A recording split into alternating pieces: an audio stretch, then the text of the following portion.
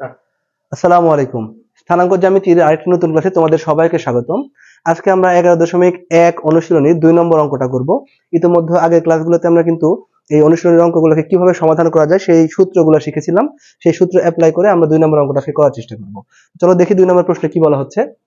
এখানে বলা আছে একটি ত্রিভুজের শীর্ষত্রয় মানে তিনটা শীর্ষ যথাক্রমে a 2,-4, b -4,4, c 3,3 এই তিনটা শীর্ষ ত্রিভুজটি অঙ্কন করো এবং দেখাও যে এটি একটি সমদ্বিবাহু ত্রিভুজ।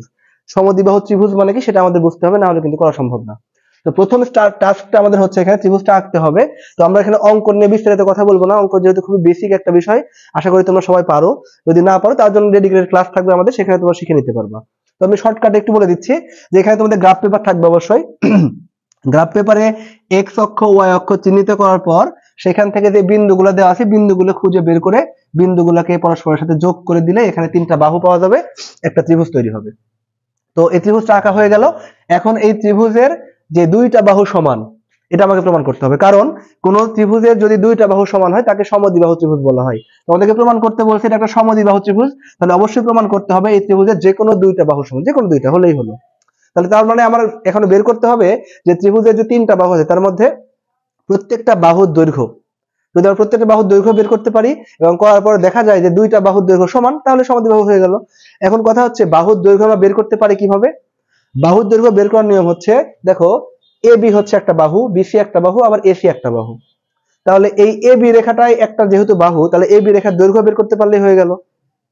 তো এবি রেখার দৈর্ঘ্য মানে হচ্ছে, খেয়াল করে দেখো, এ বিন্দু থেকে বি বিন্দুর দূরত্বই কিন্তু এবি রেখার দৈর্ঘ্য, যেহেতু এবি একটা সরল রেখা আর ত্রিভুজের বাহু অবশ্যই সরল রেখাই হবে। একইভাবে এসি বাহুর দৈর্ঘ্যটা হচ্ছে এ থেকে সি এর দূরত্ব, বিসি বাহুর দৈর্ঘ্যটা হচ্ছে বি থেকে সি এর দূরত্ব। তো আমরা কিন্তু অলরেডি অন্য আগের ক্লাসগুলোতে কিন্তু একটা বিন্দু থেকে আরেকটা বিন্দুর দূরত্ব কেমনে বের করা লাগে সেটা শিখে গেছি। তাহলে সেই সূত্র অ্যাপ্লাই করে আমরা এ থেকে বি এর দূরত্ব বের করবো, তাহলে এ বি এর দৈর্ঘ্য হয়ে যাবে, বি থেকে সি এর দূরত্ব বের করলে বি সি এর দৈর্ঘ্য হয়ে যাবে, এভাবে সবগুলো করা সম্ভব। তাহলে আমরা যেটা করবো সেটা হচ্ছে প্রথমে এ বি বাহুর দৈর্ঘ্যটা বের করে দেখি। এ বি বাহুর দৈর্ঘ্য, তাহলে সূত্র হচ্ছে ভুজদ্বয়ের অন্তর স্কয়ার প্লাস কোটিদ্বয়ের অন্তর স্কয়ার। তাহলে আমরা যেহেতু এ বি বাহুর দৈর্ঘ্য বের করছি, তাহলে এ বি এর মধ্যে যে কোনো একটা বাহুকে আমরা বিন্দুকে আমরা আগে বিবেচনা করি, সমস্যা নাই। ধরো আমরা এ বি এর যে ভুজটা আছে -4 আর এ এর ভুজ হচ্ছে 2, এর মধ্যে বি এর ভুজটাকে আমরা আগে চুজ করলাম। তাহলে বি এর ভুজ থেকে এ এর ভুজটাকে বাদ দাও, মানে ওই যে সূত্রে ছিল x2 - x1, ধরো এটা হচ্ছে x2 এটা হচ্ছে x1, তাহলে এটা হবে y2 এটা হবে y1, তাহলে x2 থেকে x1 বাদ দাও, তাহলে হবে -4 - x1 হচ্ছে 2 এর উপর স্কয়ার, তাহলে সূত্রের প্লাস, তারপর হবে y2 - y1 হোল স্কয়ার, তাহলে y2 হচ্ছে 4 মাইনাস এই -4টা হচ্ছে আমাদের y1, তাহলে এর উপর হবে আরেকটা স্কয়ার। তাহলে হিসাব করে দেখি তো কত আসে, -4 আর -2 মিলে হয় -6, তাহলে -6 হোল স্কয়ার প্লাস 4 আর -4 কিন্তু এখানে এই যে মাইনাস মাইনাসের সাথে গুণ অবস্থায় আছে, তাহলে মাইনাস মাইনাসে প্লাস হয়ে গেলে 4 + 4 সমান হবে 8, তাহলে এখানে পেয়ে যাবো আমরা 8 স্কয়ার, উপরে আছে আমাদের হচ্ছে রুট। তাহলে -6 কে স্কয়ার করলে হয়ে যাবে 36 প্লাস 8 কে স্কয়ার করলে হয়ে যাবে 64, এর উপর আছে হচ্ছে রুট। তাহলে এটা হয়ে যাচ্ছে 36 + 64 সমান 100, 100 কে রুট করলে পাওয়া যায় 10। আমরা হিসাবটাকে একটু সংক্ষিপ্ত করছি, তোমরা মোটেও সংক্ষিপ্ত করবে না, এক লাইন দুই লাইন বেশি করেই করবা, কোনো সমস্যা নাই। আমরা যেহেতু জায়গা স্বল্পতা আছে আমাদের, এই জন্য আমরা একটু সংক্ষেপে হিসাবটা করে দিচ্ছি, আশা করছি তোমরা বুঝতে পারবা। না বুঝতে পারলে আমাদেরকে কমেন্ট করে জানাতে পারো, আমরা হিসাবটা আরো ভালো করে বুঝিয়ে দেবো, অসুবিধা নেই। ওকে, এখন তাহলে এবি বাহুর দৈর্ঘ্য পেয়ে গেছি আমরা। আমরা বিসি বাহুর দৈর্ঘ্যটা বের করে দেখি।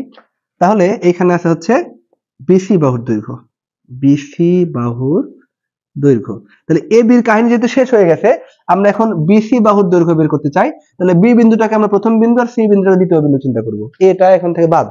তাহলে যদি এটা প্রথম বিন্দু এটা দ্বিতীয় বিন্দু হয়, তাহলে এটা হবে x2 এটা হবে y2 এটা হবে x1 এটা হবে y1। তাহলে সূত্র হচ্ছে x2 - x1, তাহলে x2 কত, x2 হচ্ছে 3 আর -x1 হচ্ছে -4, সূত্রের মাইনাসের পরে ওই x1 পুরোটাই চলে আসবে, তাহলে সূত্রের মাইনাসের পরে এই -4 হচ্ছে x1 এর মান, তার উপরে ছিল কি, তার উপরে ছিল হচ্ছে স্কয়ার, তারপর হচ্ছে প্লাস। এখন কি হবে, y2 - y1, y2 কত, y2 হচ্ছে 3 মাইনাস y1 হচ্ছে আমাদের এখানে 4, তার উপরে স্কয়ার, এই যে সূত্রের রুট।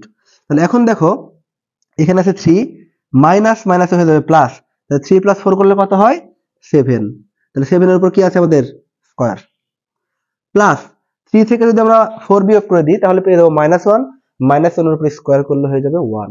তাহলে 7 স্কয়ার প্লাস 1 উপরে হচ্ছে রুট। তাহলে কত হচ্ছে 7 স্কয়ার মানে 49, 49 প্লাস 1 মানে হচ্ছে 50।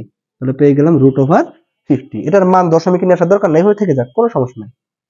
তাহলে এই ত্রিভুজের দুইটা বাহুর দৈর্ঘ্য আমরা পেয়ে গেছি এবং দেখা যাচ্ছে একটা বাহুর সাথে আরেকটা বাহুর দৈর্ঘ্য মিলে নাই। তাহলে অলরেডি আমরা নিশ্চিত যে এই বাহুটা সমবাহু ত্রিভুজ না। এখন হলে সমদ্বিবাহু হওয়ার এখনো সুযোগ আছে, আর না হলে বিষমবাহু হইতে পারে। যদি কোনো ত্রিভুজের সবগুলা বাহুর দৈর্ঘ্য অসমান হয় তাহলে সেটা বিষমবাহু। তাহলে অলরেডি দুইটা মিলেনি, আরেকটা যদি আরেকটা একদম ভিন্ন কিছু পাওয়া যায়, মানে 10ও না হয় আবার √50ও না হয়, তাহলে এটা বিষমবাহু হবে। তো দেখি আরেকটা বাহু যে এসি বাহুটা আছে এই বাহুর দৈর্ঘ্যটা কত। তাহলে আমরা এসি বাহুর দৈর্ঘ্য বের করবো। চিত্রটা আপাতত এখান থেকে মুছে দিচ্ছি। তাহলে এখান থেকে আমরা করে ফেলি এসি বাহুর দৈর্ঘ্য। তাহলে এসি, খেয়াল করো এই যে এসি, তো ধরো এটা হচ্ছে আমাদের x2, এটা হচ্ছে y2, এটা x1, এটা হচ্ছে y1। এটা কিন্তু কোনো উল্টা পাল্টা নাই, তুমি ইচ্ছা করলে এটাকে x1 y1, এটাকে x2 y2 ধরতে পারো, কোনো অসুবিধা নাই। তাহলে সূত্র অনুসারে কি হয় x2 - x1, তাহলে x2 হচ্ছে 3 মাইনাস x1 হচ্ছে 2 তার উপর স্কয়ার প্লাস y2 - y1, তাহলে y2 হচ্ছে 3 সূত্রের মাইনাস আর y1 এর মান আবার -4, তাহলে এখানে এই -4টা আমি এখানে দিয়ে দিলাম, তার উপর আছে হচ্ছে স্কয়ার।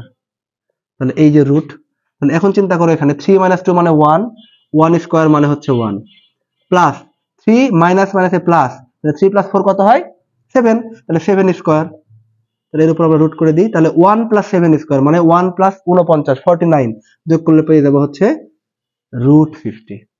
তাহলে এখন খেয়াল করো এই ত্রিভুজের তিনটা বাহু ছিল, তার মধ্যে এবি বাহুর মান 10, বিসি বাহুর মান বলতে দৈর্ঘ্য, বিসি বাহুর দৈর্ঘ্য হচ্ছে √50, এসি বাহুর দৈর্ঘ্য হচ্ছে √50। তাহলে এইখানে যেহেতু এই ত্রিভুজের মধ্যে দুইটা বাহুর দৈর্ঘ্য সমান কিন্তু আরেকটা অসমান, সুতরাং ত্রিভুজটা সমদ্বিবাহু ত্রিভুজ। এটাকে লিখবো কেমনে আমরা, তাহলে এইভাবে লিখতে পারি, এখানে কোন দুইটা সমান দেখো, আমাদের সমান হয়েছে বিসি এবং এসি, তাহলে লিখতে পারি এসি সমান সমান বিসি, এই দুটো সমান, কিন্তু এবি কিন্তু আবার সমান না, তাহলে এখানে লেখা যায় নট ইকুয়াল এবি।